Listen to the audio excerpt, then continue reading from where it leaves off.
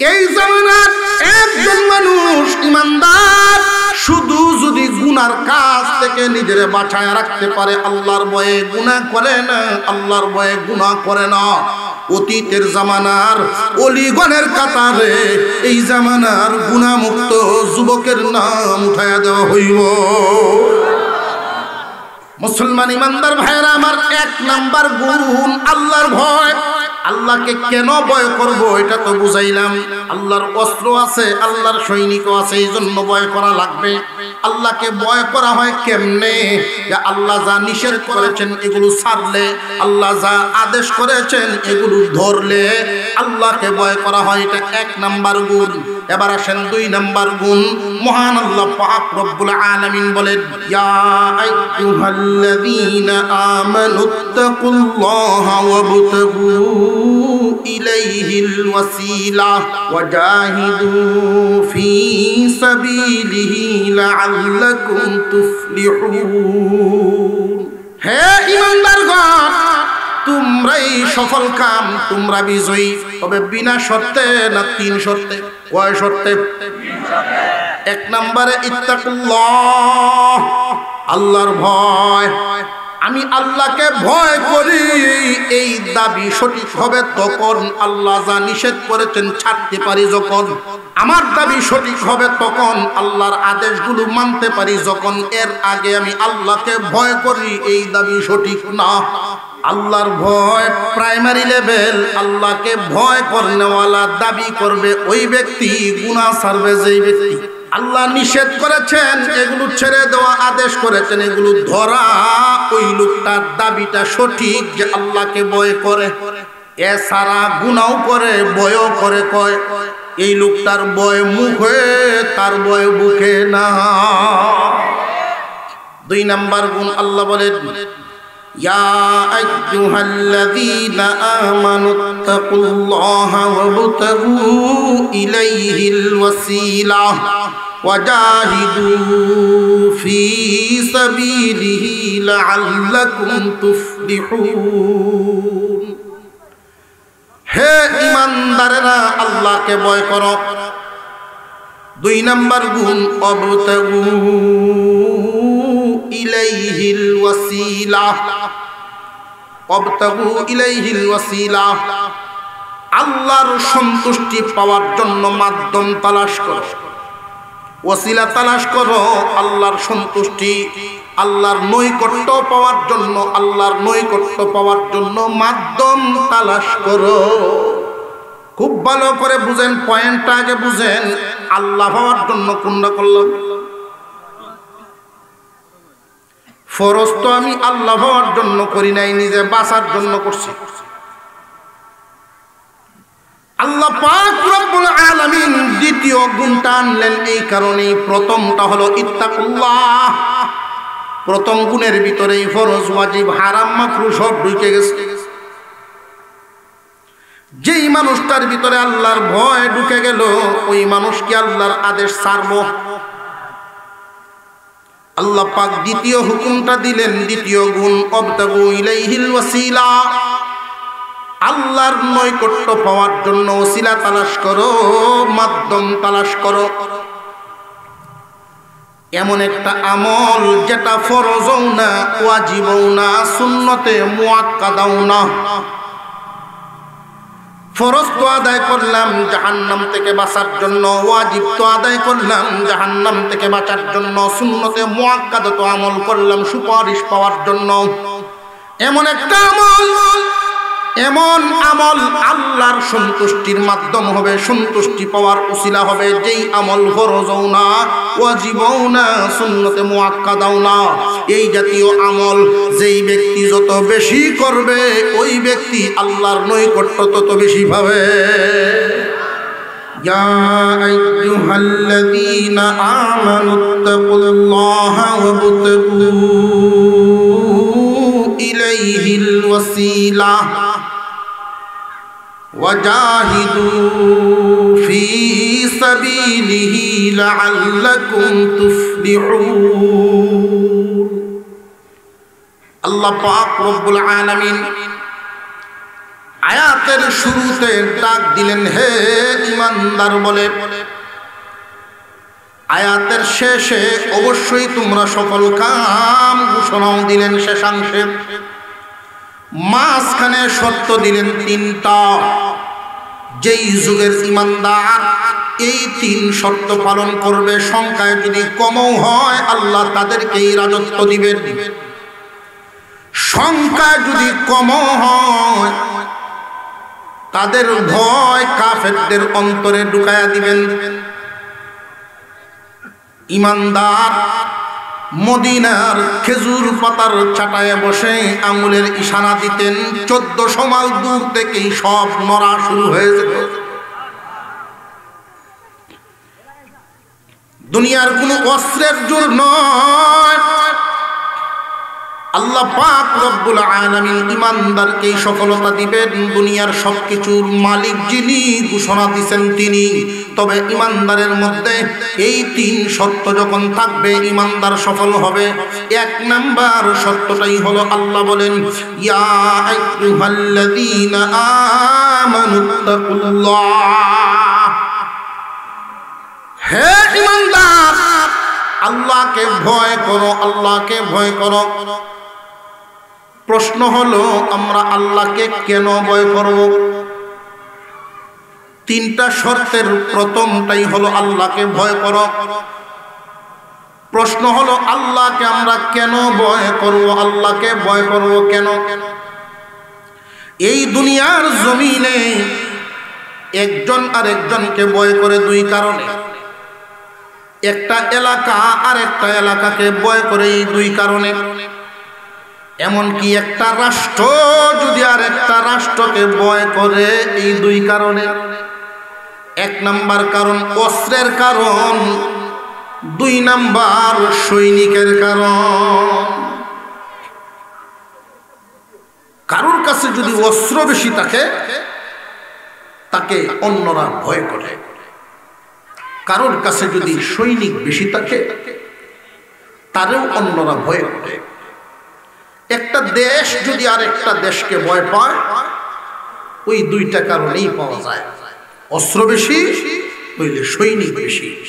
ঠিক না বেঠিক? আমরা আল্লাহকে কেন ভয় করব? আল্লাহ এই কথা কেন বললেন আমাকে ভয় করো? আল্লাহর কি অস্ত্র আছে? আল্লাহর কি সৈনিক আছে যে আল্লাহকে ভয় করব?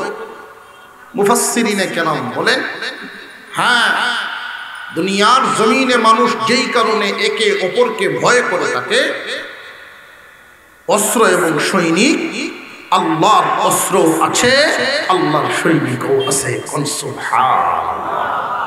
আর একটু জোরে কর না সুবহানাল্লাহ। দুনিয়ার অস্ত্র, দুনিয়ার সৈনিক, আল্লাহর অস্ত্র আর আল্লাহর সৈনিক, আসমান জমিন যেই পরিমাণ ব্যবধান, ওই অস্ত্র সৈনিকে সেই পরিমাণ ব্যবধান। দুনিয়ার অস্ত্র যদি কাজে লাগাতে হয় সৈনিক ছাড়া চলে না, আর দুনিয়ার সৈনিকরা যদি যুদ্ধে কাজে লাগাতে হয় অস্ত্র ছাড়া চলে না।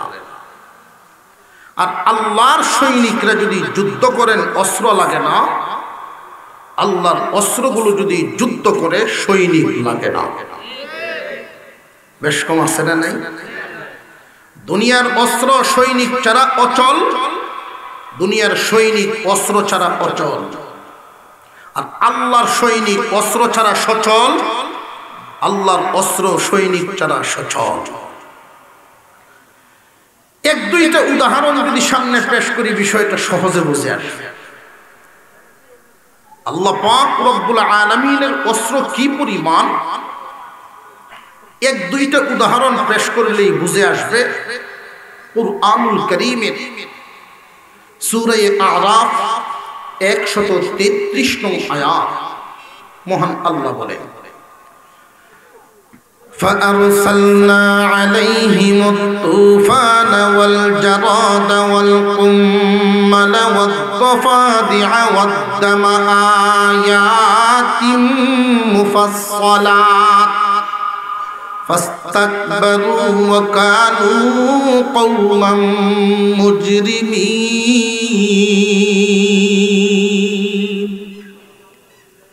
মূসা আলাইহিস সালাম আর ফেরাউনের মধ্যে যুদ্ধ হয়েছিল এমন ইতিহাস আছে না নাই? আর জোরে কর। আল্লাহর পয়গম্বর মূসা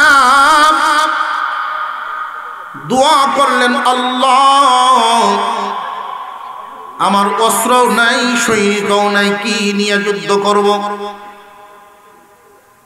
আমার কয়েকজন উম্মত, এদের উপরে বিভিন্নভাবে নির্যাতন চালায়, তুমি যদি সাহায্য না করো তাহলে আমার এই কষ্টে গড়া উম্মত গুলো দুনিয়ায় বাঁচবে না। তার অস্ত্রও বেশি, তার সৈনিকও বেশি, কি নিয়ে আমি যুদ্ধ করব? আল্লাহ রব্বুল আলামিন জানায় দিলেন, চিন্তার কোনো কারণ নাই, আমি আল্লাহর অস্ত্র আছে, আর আমি যার, আমার অস্ত্রও তার। আরো জোরে কোন সুবহানাল্লাহ। আল্লাহ পাক ওই দিন প্রথম অস্ত্রটা পাঠাইলেন, মহান আল্লাহ বলেন, ফাআরসালনা আলাইহিমুত তুফান। তুফানকে আল্লাহ হুকুম দিলেন, রে তুফান, 1 সপ্তাহ যুদ্ধ করতে হবে, যেইভাবে বাতাসের বেগ ওইভাবে পানির বেগ। আল্লাহ পাক রব্বুল আলামিন ঘোষণা করে দিয়েছেন, মূসা বাহিনীর পক্ষে থাকবা, ফেরাউন বাহিনীর বিপক্ষে। পাশাপাশি জমিন পানিতে তলিয়ে যায়, ফেরাউন বাহিনীর জমিন, মূসা বাহিনীর জমিনে পানি নেই। এই মাঝখানে কুদরতি আইল বেঁধে দিয়েছেন কে? পাশাপাশি বাড়িঘর মূসা বাহিনীর, ফেরাউন বাহিনীর। মূসা আলাইহিস সালামের বাড়িঘরের কোনো ক্ষয়ক্ষতি হয় নাই, ফেরাউন বাহিনীর বাড়িঘর লন্ডভন্ড। যেইভাবে বাতাসের বেগ ওইভাবে পানির বেগ। তুফান দেওয়ার মালিক কে? আল্লাহ পাক রব্বুল আলামিন 1 সপ্তাহের মিশনে পাঠাইছিলেন তুফানকে। এমন নেস্তেনাবুদ হয়েছে, তারা সিলিন্ডার করার জন্য মূসা আলাইহিস সালামের দরবারে জোরহাট করে হাজিরা দিয়েছে আল্লাহর নবীর দরবারে। যেই নবীর অস্ত্রও নাই, যেই নবীর সৈনিকও নাই, অথচ আল্লাহর সামান্য এক সাহায্যের মাধ্যমে পরাশক্তি হার মেরে সামনে হাজির হইতে বাধ্য। আপনারা আল্লাহকে বলেন, আমাদের উপর থেকে এই তুফান নামক আযাব যেন আল্লাহ বন্ধ করে দেন। আমরা কথা দিচ্ছি, বাড়িঘর মোটামুটি একটু ঠিকঠাক করে আমরা আপনার উপরে ঈমানের মুসলমান হয়ে যাব। মূসা আলাইহিস সালাম আল্লাহর কাছে দোয়া করলেন, তুফান বন্ধ হয়ে গেল। কিন্তু কুকুরের লেজ আপনি গিজো তুই ডালেন, সুজা হওয়ার আরো জোরে কর, নার আওয়াজে বোঝা যায় সুজা করুন প্রতি বছর একটা দিয়া। ফেরাউন বাহিনীর একই হলো, একই হলো। মাত্র 2-3 সপ্তাহ গেল, পানি নেমে গেছে, ফসল জমিনে এখন আবার আরেক রূপ ধারণ করছে। যারা গৃহস্থির সাথে সম্পৃক্ত আছেন, কৃষি কাজের সাথে, তারা বুঝবেন বিষয়টা ভালো করে। যেই জমিতে বন্যা হয়, পরবর্তীতে এই জমির শক্তি বাড়ে, ফসল ভালো হয়। বন্যা হয়েছিল কি মূসা বাহিনীর জমিনে না ফেরাউন বাহিনীর জমিনে? এখন তো তাদের ফসল খুব সুন্দর এক রূপ ধারণ করেছে। এই সুযোগে বাটপার ফেরাউনে কয়, এই যে তুফান আর এই যে বন্যা, এটা আমি দিছিলাম। কেতনা বড় বাটপার! দেখছস না, তোরার জমিন দেখে দেখে দিছি যেন ফসল তোদের ভালো হয়। যারা নিয়ত করছিল, কথা দিছিল ঈমান আনবে, এই মানুষগুলো ফিরে গেল, আমি তোরার খুদা। আসলে কি খুদা না হুদা? বেহুদা। কি হুদা? বেহুদা। মুসা আলাইহিস সালামের বিরুদ্ধে আবার যুদ্ধ ঘোষণা। মুসা আলাইহিস সালাম আবার দরখাস্ত করলেন। আল্লাহ পাক রব্বুল আলামিন বলেন, চিন্তার কোনো কারণ নাই, আমার অস্ত্রের কোনো শেষ নেই। তুফান একটা অস্ত্র বিদায় হইল। এখন আল্লাহ বলেন, فأرسلنا عليهم الطوفان والجراد। জারাদ একটা প্রাণীর নাম, পোকা। এই পোকাটা যেইভাবে কাটতে পারে ওইভাবে ফসলও কাটতে পারে। আল্লাহ পাক রব্বুল আলামিন বলেন, ও পয়গম্বর, ফসল ভালো দেখছে, এখন তাদের শরীরে তেল জমছে। পয়সার উন্নতি হইলে চর্বি বাড়ে। পদবীর উন্নতি হইলে চোখ অন্ধ হয়ে যায়। কানা অন্ধ না, বিবেক অন্ধ। ফসল ভালো দেখে এদের চর্বি হয়ে গেছে। ওদের তো জানা নাই আমি আল্লাহ ফসল দিতেও পারি, নিতেও পারি। জারদ নামক প্রাণীরে পাঠাইলেন, ওই 1 সপ্তাহের মিশনে যাও, মুসা বাহিনীর পক্ষে ফেরাউন বাহিনীর বিরুদ্ধে যুদ্ধ করে আসো। যেইভাবে ফসল কাটে ওইভাবে কাটে, যেইভাবে ফসল কাটে ওইভাবেই কাটে। খুব ভালো করে বুঝবেন, আল্লাহ পাক রব্বুল আলামিন জারদ নামক প্রাণীকে পাঠাইছেন কাফেরদের পক্ষে নাকি ঈমানদারদের পক্ষে? আরো জোরে কও। يا أيها الذين آمنوا اتقوا الله وابتغوا إليه الوسيلة وجاهدوا في سبيله لعلكم تفلحون। হে ঈমানদারগণ, অবশ্যই তোমরাই সফল কাম, তবে বিনা শর্তে না, 3 শর্তে। 1 নাম্বার, ইত্তাকুল্লাহ, আল্লাহকে ভয় করো। আল্লাহকে কেন ভয় করবা জানোনি? আল্লাহর অস্ত্র আছে, আল্লাহর সৈনিকও আছে। এখন শুধু অস্ত্র চিনাইতেছি, আল্লাহর যে অস্ত্র কি পরিমাণ। আল্লাহ 1 অস্ত্র পাঠাইলেন, তুফান নামক অস্ত্র। এখন আরেক অস্ত্র পাঠাইলেন, জারদ নামক অস্ত্র। 1 সপ্তাহের মিশন, ফসল খেটে একদম তছনছ। বাড়িঘরের হালত ছিল, তখনকার সময়ে বিল্ডিং এর প্রচলন ছিল না, খাটের তৈরির বাড়ি। এমন খাওয়া দিছে, দরজা বন্ধ করতে যায় খুললিয়া তয়া বলে। রাত্রেবেলায় ঘুমাইতে গেছে খাটে, উপর দিয়া সব বালা, ভিতরে কিচ্ছু নেই। খাট ভাঙ্গে জমিন ভরে। এই গজব কার? আবার মুসা আলাইহিস সালামের বিরুদ্ধে ষড়যন্ত্র চলতেছে। ফেরাউনের ডাক দিয়া নিছে, তোরা মুসার কাছে যাইস না, ফসল চলে গেছে তো কি হইছে? আমার গুডাউনে যেই পরিমাণ ফসল জমা আছে, যেই পরিমাণ খাদ্য, 3 বছর যদি ফসল না হয় আমি তোদেরকে খাওয়াইব, কারণ আমি না তোরার ক্ষুধা। এমনি কিছু মানুষ দাঁড়ায় কয় 3 বছর শুধু খাওয়ানোর ক্ষমতা বুঝি, 4th বছর কে খাওয়াইব? এই মানুষগুলো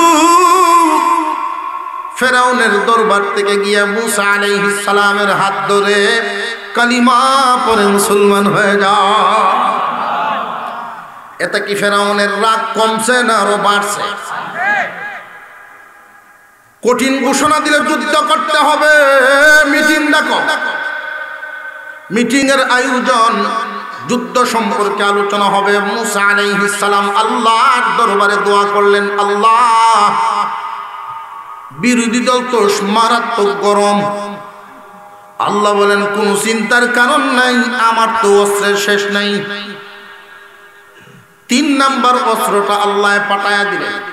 فأرسلنا عليهم الطوفان والجراد والقمل। উম্মাল শব্দের অর্থ হলো উকুন। উকুন চিনেন? কই থাকে? হুজুরে কইছে বেটেন্টের মাথা বেটেন্টের মাথা নাই এই গজল করলে এই গান কেন উকুন কয় জাত উকুন হইল 3 জাত একটার নাম লিক আছে না নাই একটার নাম ভুরজাইল আরেকটার নাম বিরা বড়ডা কোন এলাকায় কয় ডেলা কোন এলাকায় কয় ডিগরা অর্থাৎ বড়ডা মহান আল্লাহ পাক রব্বুল আলামিন এক সপ্তাহের মিশনের ঘোষণা দিলেন যাও ফেরাউনের বিরুদ্ধে যুদ্ধ করে আসো পরের দিন মিটিং সকাল 9টার সময় অমুক জায়গায় জমা হওয়ার কথা পরামর্শের মিটিং পরামর্শ সভা ডাকা হয়েছে কিন্তু রাতের বেলায় এই আযাব যে নাজিল হয়ে গেল উকুনে এমন কামড়ানো কামড়াইছে মাথার চুল চোখের ব্রশ সহ ফালাইয়া দিছে মাথার চুলও নাই বোয়াও নাই মুছও নাই দাঁড়িয়ে সব ছিলামিলা সকাল বেলায় কিন্তু একজন আর একজনকে শুধু দেখে নিজের চেহারা নিজে দেখার কোনো সুরত নাই আয়নার প্রচলন ছিল না যেই মাত্র মিটিং এর জায়গায় একজন গেছে প্রথম দ্বিতীয় নাফরমান যখন আইছে এইটার দিকে এইটা দৌড়ে ওইটা তো মানুষ না পিছন থেকে ডাকে কয় না গজব নাজিল করছেন কে فأرسلنا عليهم الطوفان والجراد والقمل والضفادع আল্লাহ পাক রব্বুল আলামিন বলেন দেখতে থাকো আমি অস্ত্র পাঠাই লক্ষ্য করিও তোমরা আযাব আল্লাহ আরেকটা আযাব পাঠায়া দিলেন আরেকটা অস্ত্র দফাদিয়া শব্দের অর্থ হইল ব্যাং ব্যাংকে আল্লাহ হুকুম দিলেন যুদ্ধ করতে হবে এই শক্তিধর ফেরাউন ক্ষমতাধর ফেরাউনের বিরুদ্ধে আল্লাহ যে অস্ত্র পাঠাইতেছেন জারদ নামক পোকা উকুন নামক সৈনিক অস্ত্র ব্যাং নামক অস্ত্র এই অস্ত্রগুলি কি খুব বড় বড় না ছোট ছোট আলামিন যদি কোনো এক জাতি কোনো এক গোষ্ঠীর বিরুদ্ধে যদি ঘোষণা দেন রে পিঁপড়া রে যাও ওদের বিরুদ্ধে যুদ্ধ করো শুধু পিপিলিকার অত্যাচারেই মানুষের জীবন অতিষ্ঠ হয়ে যাবে আর একটু জোরে কর আল্লাহ ব্যাংকে হুকুম দিছে ব্যাংক মিটিং ডাকছে ব্যাংকের একজন সভাপতি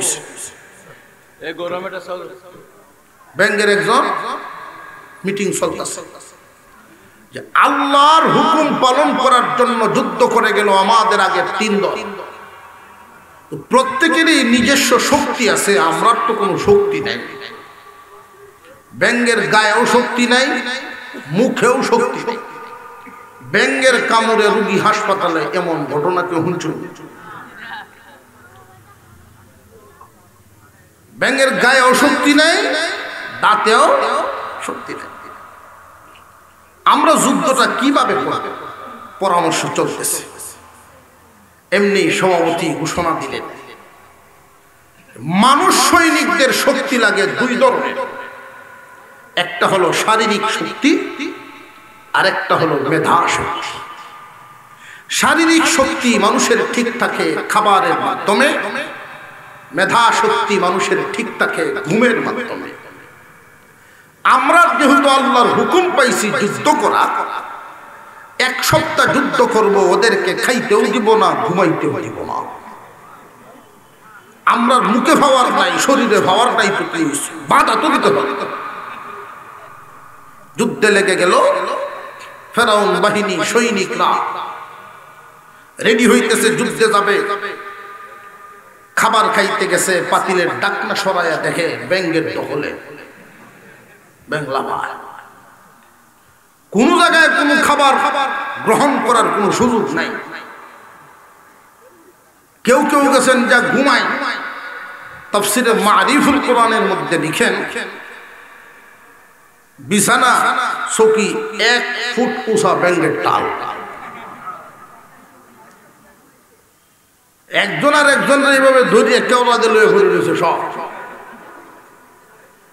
টান দিয়ে পুরা বিছনা লয়ে লড়ে। যন্ত্রণা শুরু হয়েছে নি।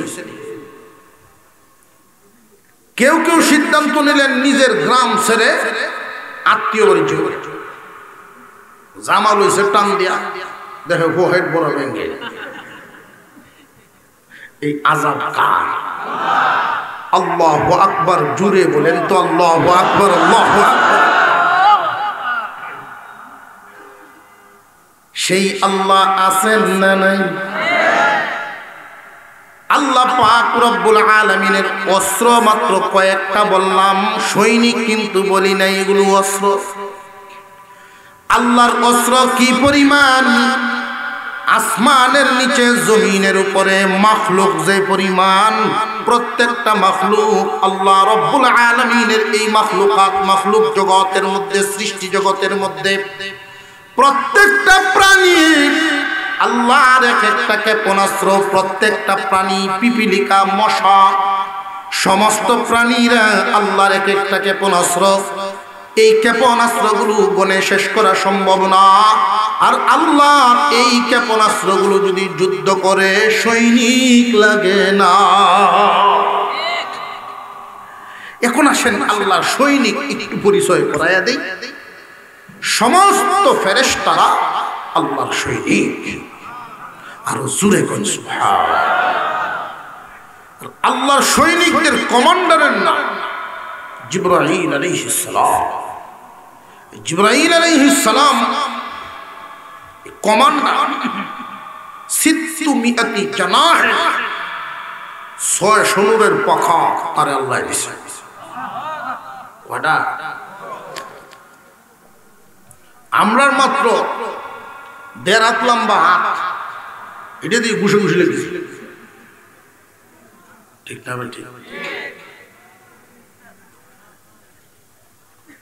600 নূরের পাখা কমান্ডারকে আল্লাহ দিয়েছেন। আপনার আমার পয়গম্বর জিজ্ঞাসা করেছিলেন, আপনি যে দুনিয়াতে ওহী নিয়ে আসেন, বিভিন্ন সময় আসা যাওয়া করেন, কয়টা পাখা ব্যবহার করেন? জিবরাইল আলাইহিস সালাম বলেছিলেন, ও আল্লাহর নবী, আমি মাত্র 2টা পাখা ছড়ায়া একবার উপর দিকে উঠায়া যদি নিচে টান দেই, মুহূর্তের ভিতরে জমিনে পৌঁছে যায়। কয় পাখা? আমার এই 2 পাখা যদি আমি প্রশস্ত করি, তাম দুনিয়া এই এমন ভাবে ভরপুর হয়, সূর্যের আলো জমিনে পড়ার জায়গা ফাঁক থাকে না। 2 ফাঁকার যদি এই অবস্থা হয়, এরকম ফাঁকা কয়টা? এই কমান্ডার আমেরিকায় বলেন, ইসরায়েল বলেন, আর যত শক্তিধর বাহিনী বলেন, তাদের সাথে যদি যুদ্ধ করতে যান, কোনো অস্ত্র লাগবে আলাদা না? এই ফাঁকা দিয়ে খালি বাতাস দিলে দালানে হত্যা থাকবো না, সব শেষ। এই জন্য আল্লাহ বলেন, ইয়া আইয়ুহাল্লাযীনা আমানুত্তাকুল্লাহ, হে ঈমানদাররা আল্লাহকে ভয় করো। হে ঈমানদাররা আল্লাহকে তোমরা ভয় করো। এই দুনিয়ার জমিনে একে অপরকে যেই কারণে ভয় করে আল্লাহর কাছে যথেষ্ট আছে, তাহলে ভয় করো না কেন? এখন প্রশ্ন হলো, আল্লাহকে ভয় করব কিভাবে? আল্লাহকে ভয় করব কিভাবে? আল্লাহর ভয়ের ব্যাখ্যা মুফাসসিরিনে কেরাম অনেক লম্বাভাবে করেছেন। খুব সহজে মনে রাখার জন্য আপনারা খেয়াল রাখবেন, আল্লাহ যা নিষেধ করেছেন এগুলোর থেকে নিজেকে বাঁচায়া রাখা, আল্লাহ যা আদেশ করেছেন ওইগুলোকে আঁকড়ে ধরা, আল্লাহ যা নিষেধ করেছেন ওইগুলোর থেকে বেঁচে থাকা, আল্লাহ যা আদেশ করেছেন ওইগুলো পালন করা আল্লাহর ভয়। আল্লাহ পাক রব্বুল আলামিন নামাজ ফরজ করেছেন, জিনা হারাম করেছেন, সুদ হারাম করেছেন, ব্যবসাকে হালাল করেছেন। আল্লাহ পাক রব্বুল আলামিন এই দুনিয়ার জমিনে কোনটা আদেশ করেছেন, কোনটা নিষেধ করেছেন, যদিও আলেম না, এরপরেও স্বাভাবিকভাবে আল্লাহর দেওয়া আকল দিয়াই নিরক্ষর মানুষও মোটামুটি বুঝে নিলে বুঝে না। আরো জোরে কর। একজন মানুষ যদি মনে করে আমি আল্লাহকে ভয় করি, ওই মানুষ সুদ খায়া আল্লাহরে কি ভয় করতে পারবো? আল্লাহ যা নিষেধ করেছেন ওইগুলো ছেড়ে দিতে হবে, আল্লাহ যা আদেশ করেছেন ওইগুলোকে আঁকড়ে ধরবে, মজবুত করে ধরতে হবে। আল্লাহর ভয় তুমি করো কিনা প্রমাণ হবে তখন। এই দুইটা বিষয়ের উপরে আমল হবে যখন, এটা প্রথম স্তর। আল্লাহ যা নিষেধ করেছেন এইগুলো আর তুমি করো না, আল্লাহ যা আদেশ করেছেন ওইগুলো আর ছাড়ো না। তাহলে প্রাইমারি লেভেলের আল্লাহকে ভয় করনেওয়ালা তুমি, এটা প্রাইমারি লেভেল। আল্লাহকে ভয় করনেওয়ালা দলে ভর্তি হয় মানুষ ঈমান নামক দৌলত দিয়া, ঈমানের মাধ্যমে। প্রাইমারি লেভেলের ভয়, আল্লাহকে ভয় করে কারা? আল্লাহর নিষেধগুলো ছেড়ে দেয় যারা, আদেশগুলো ধরে যারা। যদি দেখা যায় এমন একজন মুসলমান মনে যখন চায় তখন নামাজ পড়ে, মনে চায় না নামাজ পড়ে না, ইনকাম করার ক্ষেত্রে হালালও খায় হারামও খায়, এই লোক কি আল্লাহকে ভয় করনেওয়ালাদের দলে না? ওই পর্যন্ত গেছে না? ওই পর্যন্ত। হে ইমানদারেরা, এক নাম্বার গুণ আল্লাহকে ভয় করো। আল্লাহকে ভয় করা, আল্লাহ যা নিষেধ করেছেন হারাম মাকরুহে তাহরিমি এগুলোর থেকে নিজেরে বাঁচায় রাখা এক নাম্বার কাজ। বর্তমান এমন একটা সময় আমরা অতিক্রম করতেছি, গুনার বাজার বড় সস্তা।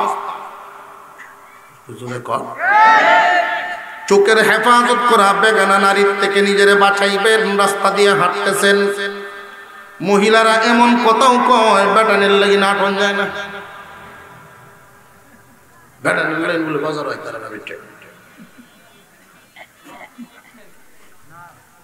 যেমনি আমরা অগ্রসর হইতেছি রান্না বান্না শিক্ষা লাইন, এই দিন বেশি দূরে নয়। এখন যেহেতু বাজার করেন আপনি, কয়েকদিন পরে তারা রান্নাইব আপনারে দিয়া।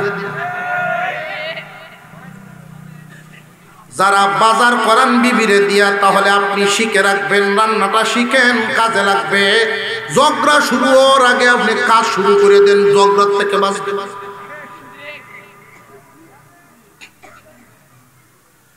একজন মানুষ যদি সামান্যতম নিজেকে সঠিক একজন সম্মানী পুরুষ মনে করেন, তার আওতাধীন মহিলাদেরকে বাউন্ডারির বাইরে যাইতে দিবে না।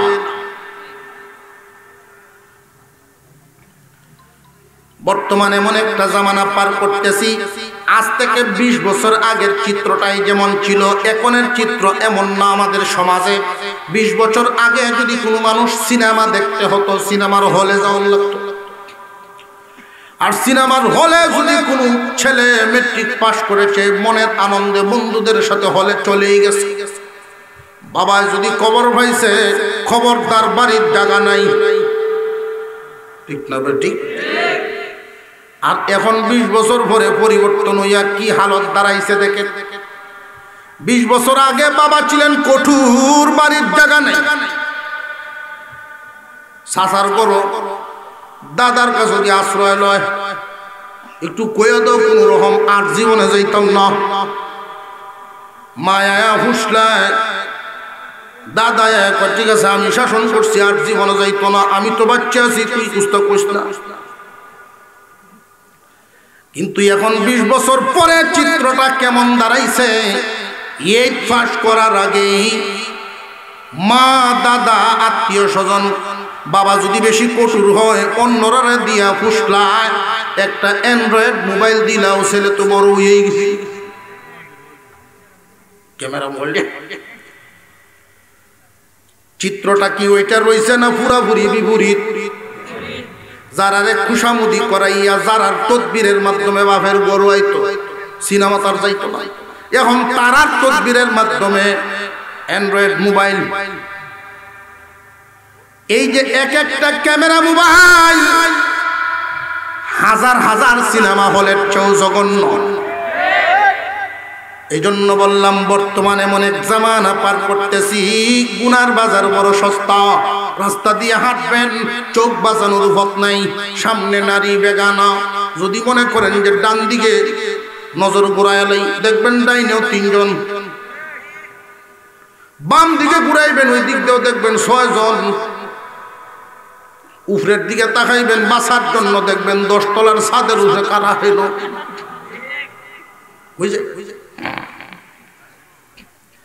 মুফাসসিরিনে কেরাম বলেন, আল্লাহ ওয়ালাগণের জবান থেকে আমি শুনেছি এই জামানায় কোন একজন ইমানদার আল্লাহকে ভয় করে, শুধু যদি সে আল্লাহ নিষেধ কাজগুলোর থেকে এই জামানায় যদি আল্লাহকে ভয় করে, কোন একজন মানুষ, কোন একজন যুবক খুব ভালো করে কান পেতে শুনে রাখবেন, এই জামানার একজন মানুষ ইমানদার শুধু যদি গুনার কাজ থেকে নিজের বাঁচায় রাখতে পারে, আল্লাহর ভয়ে গুনাহ করে না, আল্লাহর ভয়ে গুনাহ করে না, অতীতের জামানার অলিগণের কাতারে এই জামানার গুনাহমুক্ত যুবকের নাম উঠায়া দেওয়া হইব। মুসলমান ইমানদার ভাইরা আমার, 1 নাম্বার গুণ আল্লাহর ভয়। আল্লাহকে কেন ভয় করব এটা তো বুঝাইলাম। আল্লাহর অস্ত্র আছে, আল্লাহর সৈনিকও আছে, এই জন্য ভয় করা লাগবে। আল্লাহকে ভয় করা হয় কেমনে?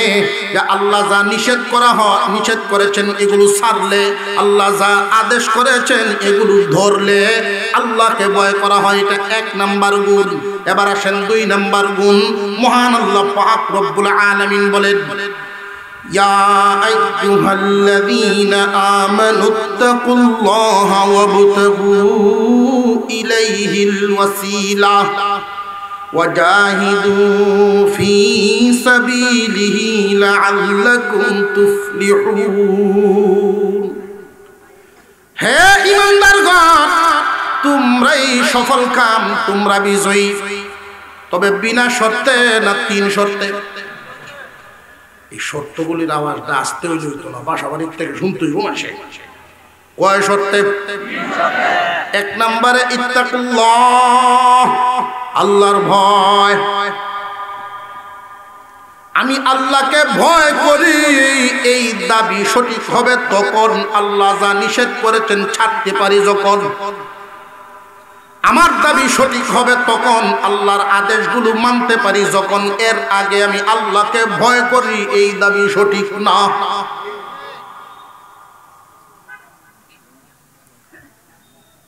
আমবাড়ি বাজার থেকে গরু কিনাত মানুষ যায়নি না যায় না? সিনাকান্দি বাজারও যায়নি না যায় না? তো এক বেড়ায় গরু লয়ে একখান ব্যস্ত, আপনার অসুবিধা হইতেছে না তো? গাবি গরু নিয়ে আইসে বেশ দল, তো আরেক দল মানুষ এসে জিগাইছে আপনার এই গাবি দুধ কতখান দেয়? ওই বালতি দেখলেই লাত মারে। আশ্চর্য ব্যাপার, বালতি দেখলেই লাত মারে গিয়া কেউ কিনবই গরু। আরেক বলে এসে জিগায় দুধের দরকার নাই, খাওয়ানো কেমন কইন, কয়েকদিন খাওয়ায় মোটা তাজা করে চলে সারাদিন বাচ্চা ঘাস আনিয়া দিবেন, ইচ্ছা হইলে খাইতে ঘরে নাও খাইতে। এই দল বিদায়। আরেক দলাইছে আলের গরু কিন্তু আলো কেমন চলে, জল দেখলেই হচ্ছে। কোনো কাস্টমার নাই, ময়দানে দাঁড়ায় বসে। প্রত্যেক গরুর বাজারে কিছু লোক তাকে পয়সার বিনিময়ে কাজ করে দেয়। এরা বিভিন্ন এলাকায় বিভিন্ন নামে ডাকে, আমরা এলাকার গরুর দালাল কয়, আছে না নাই? এরা কৌশলী কথা জানে। কয়েক ফুটা মিডিয়া দুধ যদি খাইতেছেন আমার গাইডে নেন, দুধ কতখান দিব এটা কইছে না। মোটামুটি ভাবে একটা আকর্ষণ বুঝাইছে, কয়েক ফুটা মিডে দুধ ফাঁকাইতে কয়েক ফুটা কয়ে দিছে, 5,000 বাড়ায় দে গাই নিয়ে, এই যে টানা টানলো আধ বড় হয় না, বেটার তো বিচার দল হলেও লাভ নাই, কয়েক ফুটা কয়েই বেছে হলো কৌশলিকতা। তো এইরকম এক লোকে চাষা আমার 500 টাকা দিবেন, আমি আপনার গরু হচ্ছে দিতেছি, আপনি যেই বয়ান দিচ্ছেন কিয়ামত হইলেও গরু নিহিত না। এখন তার ওয়াজ শুরু হয়েছে কৌশলিকতা। এই গরু আপনি ইচ্ছা মতো টাইনে দুধ লইবেন, কতখান দিব লাত মারে কিনা এটার কোনো আলাপ নাই। আলো ডাইন সাইডে জুড়বে, যারা হাল বা এরা বুঝে ডাইনের গরুটা শক্তিশালী লাগে। খাওয়ান লয়ে আপনার কোনো চিন্তাই নাই, খাইব না না খাইব এটা কোনো কথা আছে? খাওয়ান লয়ে কোনো চিন্তা নাই, আলো ডাইনে তো চলবো, এরপরে দুধ ইচ্ছা মতো টানিয়া, কাস্টমারের ভিড় হয়ে গেছে। বুড়া যে কারা আছেন গরুর মালিক, কানে কানে কয়, বাবা টিয়া ভাষ্য আমি তোমার দেখতেছি, গরু বেচতাম না। কি ব্যাপার? আমি কষ্ট করে একটা পরিবেশ করলাম, এখন গরু বেচতাম না। আমার গরুর যে এত গুণ এটা তো আমি জানি না।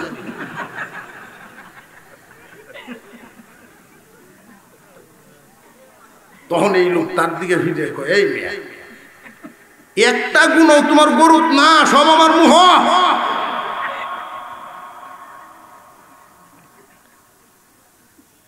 আল্লাহর ভয় প্রাইমারি লেভেল, আল্লাহকে ভয় করনেওয়ালা দাবি করবে ওই ব্যক্তি, গুনাহ ছাড়বে যেই ব্যক্তি।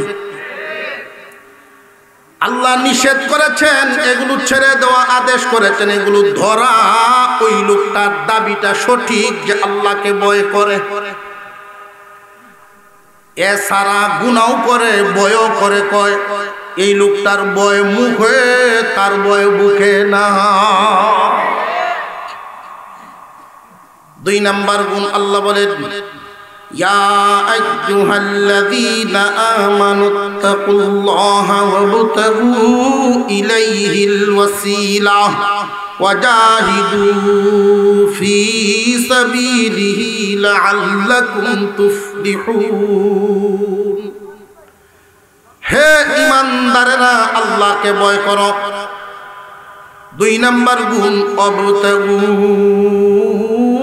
ইলাইহিল ওয়াসিলাহ, ওয়াবতাগু ইলাইহিল ওয়াসিলাহ, আল্লাহর সন্তুষ্টি পাওয়ার জন্য মাধ্যম তালাশ করো, ওয়াসিলা তালাশ করো, আল্লাহর সন্তুষ্টি, আল্লাহর নৈকট্য পাওয়ার জন্য, আল্লাহর নৈকট্য পাওয়ার জন্য মাধ্যম তালাশ করো। আল্লাহর নৈকট্য, আল্লাহর নৈকট্য পাওয়ার জন্য মাধ্যম তালাশ করো। এই কথাটা বুঝাইবার জন্য আরো 2-1টা কথা আপনাদেরকে আমার জিজ্ঞাসা করা, বিষয়টা পরিষ্কার বোঝার জন্য। আমরা ফরজ ইবাদত পালন করি, আল্লাহর এই ফরজ হুকুমটা পালন করি জাহান্নাম থেকে বাঁচার জন্য। আর জোরে কর, ওয়াজিব হুকুমগুলো পালন করি জাহান্নাম থেকে বাঁচার জন্য। সুন্নতে মুআক্কাদা যত আমল আমরা করি আল্লাহ রাসূলের সুপারিশ পাওয়ার জন্য।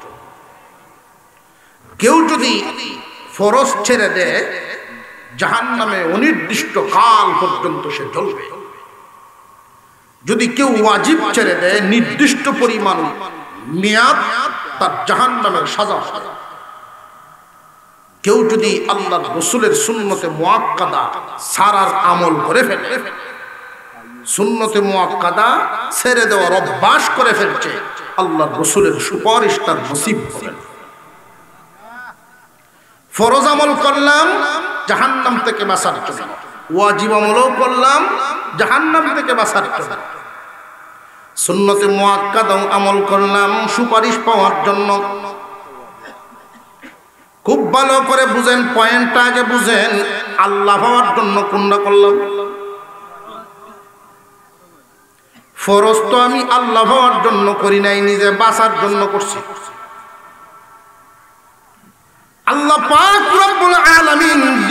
গুণটা আনলেন এই কারণেই। প্রথমটা হলো ইত্তাকুল্লাহ।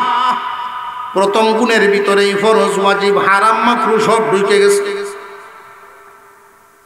যেই মানুষটার ভিতরে আল্লাহর ভয় ঢুকে গেল, ওই মানুষ কি আল্লাহর আদেশ ছাড়বো? আল্লাহ পাক দ্বিতীয় হুকুমটা দিলেন, দ্বিতীয় গুণ, অবতাগু ইলাইহিল ওয়াসিলা। আল্লাহর নৈকট্য পাওয়ার জন্য ওসিলা তালাশ করো, মাধ্যম তালাশ করো। এমন একটা আমল যেটা ফরজও না, ওয়াজিবও না, সুন্নতে মুআক্কাদাও না।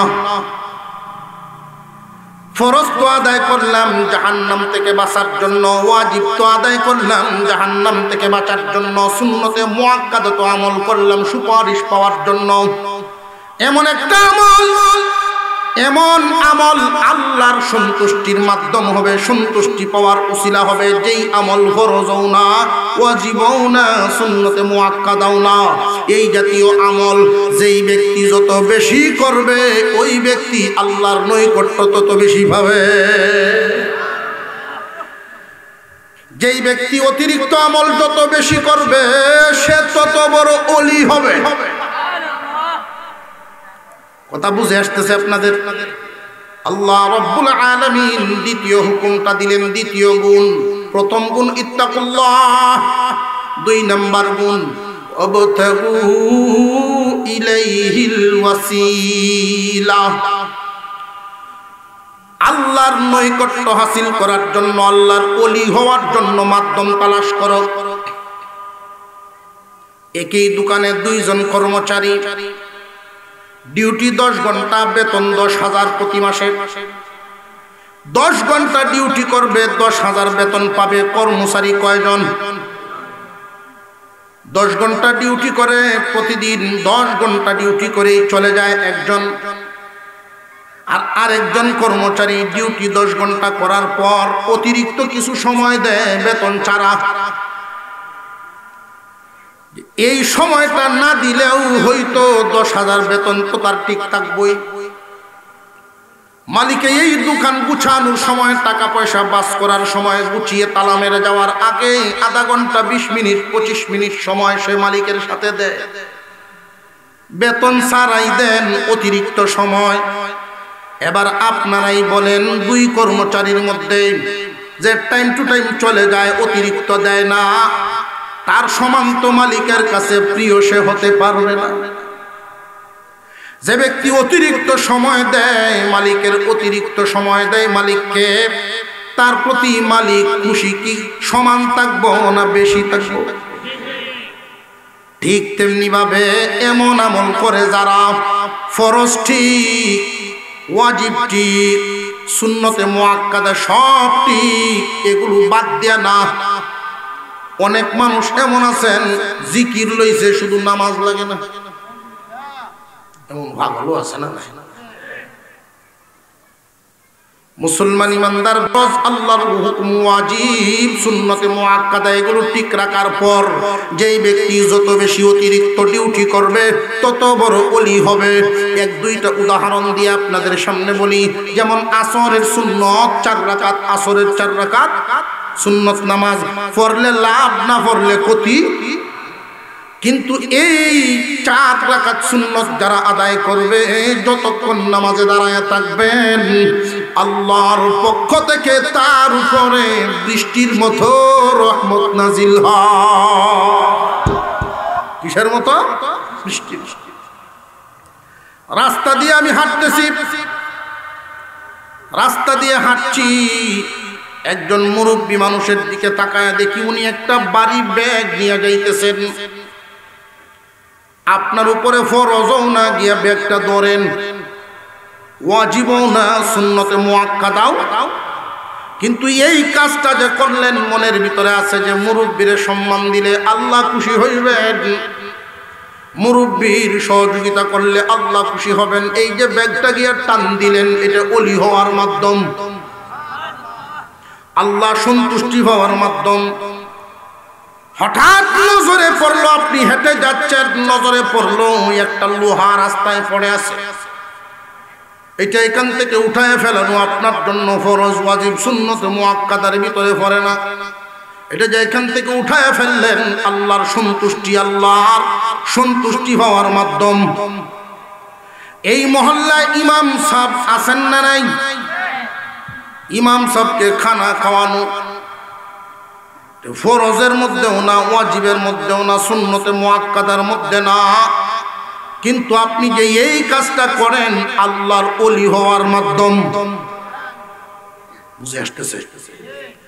একজন আলেম কোন এক গ্রামে মাদ্রাসা দিলেন, সমস্ত ঘরে ঘরে ছাত্র লজিং রাখা এটা ফরজও না, ওয়াজিবও না, সুন্নতে মুআক্কাদাও না, কিন্তু এই তালেবে ইলমকে যে আপনি খানা খাওয়াইলেন, কুরআনওয়ালা দেখলেই যে আপনি সালাম দিলেন, মোহাব্বত করলেন, ইজ্জত দিলেন, তাদেরকে বড় আদর করেন, ওইগুলো আল্লাহর সন্তুষ্টি পাওয়ার মাধ্যম। يا أيها الذين آمنوا اتقوا الله وابتغوا إليه الوسيلة وجاهدوا في سبيله لعلكم تفلحون। হে ঈমানদারেরা, তোমরাই সফল কাম, তোমরাই বিজয়ী। বিনা শর্তে না, 3 শর্তে। যেই যুগের ইমানদারদের কাছে 3টা গুণ পাওয়া যাবে, আমি আল্লাহ এই যুগের ইমানদারদেরকে জমিনের রাজত্ব দিব। তামাম দুনিয়ার কাফেররা এই ইমানদারদের নাম শুনলেই তরতর করে কাঁপতে থাকবে। আজ যেই দিন থেকে তোমরা এই গুণ হারায় ফেলবে, ওই দিন থেকেই তোমরা তাদের গোলামে পরিণত হবে। এটা আমি আল্লাহর দেয়া নিয়ামত, পাইয়াও নিয়ামতের কদর বুঝলা না। আল্লাহ পাক রব্বুল আলামিন মুমিনদের সফলতার ঘোষণা দিয়েই কিন্তু শেষ করেন নাই। লক্ষ্য করে দেখেন, দুনিয়া চলে যেই বস্তু দিয়া, বেশিরভাগই দান করেছেন আল্লাহ ইমানদারদের হাতে। দেখবেন যেই দিন ঘোষণা শুনবে তেলের দাম বাড়ছে, ডিজেল, পেট্রোল এগুলোর দাম বাড়ছে, জেনে রাখবেন পরের দিন সবজির দাম বাড়বে, কাঁচামরিচের দাম বাড়বে। তেলের সাথে, পেট্রোলের সাথে কাঁচামরিচের কি সম্পর্ক? সম্পর্ক আছে। কারণ এই কাঁচামরিচের গাড়ি রংপুর থেকে আনতে আগে 6 লিটার পেট্রোল লাগতো, এখনো ওই লিটারই, তবে দাম সমান না। দাম যে বাড়ছে, কাঁচামরিচের দাম বাড়বে। এই দুনিয়া চলতে তেল লাগে, তেল, পেট্রোল, গ্যাস, স্বর্ণ, এই যে খনিজ সম্পদ, তামাম দুনিয়ার ভৌগোলিক দিকে নজর করে দেখেন, দুনিয়া চালাইতে যা লাগে আল্লাহ বেশিরভাগই দিয়েছেন ইমানদারদের দখলে। ইমানদার যখন গুণ হারায় ফেলে, যতই স্লোগান দেন দাম কমবে না, বাড়তেই থাকবে। কারণ তুমি যে গুণ হারা, তুমি নিজে কম দাম হয়ে গেছো, জিনিসের দাম বাড়বে। মানুষের, ইমানদারের দাম গুণের মাধ্যমে যখন নিজের দাম বাড়বে, আল্লাহর নিয়ামত এত পরিমাণ দিবেন, সব জিনিসের দাম কমবে। 1 নাম্বার গুণ ইত্তাকুল্লাহ, 2 নাম্বার ওয়াবতাগু ইলাইহিল ওয়াসিলা। 1 নম্বরে আল্লাহর ভয়, 2 নম্বরে আল্লাহর সন্তুষ্টি পাওয়ার মাধ্যম। আল্লাহ খুশি হইবেন এই কাজ করলে, আল্লাহ খুশি হইবেন এই কাজ করলে। 3 নাম্বার গুণ ইমানদারদের, 3 নাম্বার সফল ইমানদারের 3 নাম্বার সিফত বর্ণনা করেন। শর্তটা 3 নাম্বার শর্ত বর্ণনা করেন আল্লাহ। মুমিন সফল হওয়ার জন্য 3 নাম্বার শর্ত হলো ওয়াজাহিদু ফি সাবিলি, আল্লাহর রাস্তায় জিহাদ করা। আল্লাহর দ্বীনকে জমিনে টিকায় রাখার জন্য জিহাদ করা। এই জিহাদ অর্থ কিন্তু তরবারি দিয়া মেরে ফেলা না, এটার নাম কতল। জিহাদ শব্দের অর্থ, শাব্দিক অর্থ প্রচেষ্টা, প্রাণপণ চেষ্টা, প্রাণপণ চেষ্টা। প্রাণপণ চেষ্টা অর্থাৎ সর্বোচ্চ চেষ্টা। আল্লাহর দ্বীন ইসলামকে জমিনে টিকিয়ে রাখার জন্য ইমানদারের 3 নাম্বার গুণ লাগবে। 3 নাম্বার শর্তটা এটা, এই জমিনে তোমরা যদি তোমাদের রাজত্ব চাও, তোমরা যদি তোমাদের সবকিছু সুবিধাজনক চাও, 3 নাম্বার গুণটাও হাসিল করিয়া নাও। জিহাদ করতে হবে দ্বীনকে টিকিয়ে রাখার জন্য। ইসলাম জমিনে টিকে থাকবে, এই জন্য তুমি কি করছো নিজেরে প্রশ্ন করো। আল্লাহর দ্বীন জমিনে টিকায় রাখার জন্য প্রাণপণ চেষ্টা করতে হবে। যেইখানে কথার দ্বারা চেষ্টা করা লাগে করবেন, যেইখানে স্লোগান দেওয়া লাগে দিবেন, যেইখানে গাম জড়ানো লাগে লাগাইবেন, যেইখানে রক্ত দেওয়া লাগে রক্ত দিতে হবে।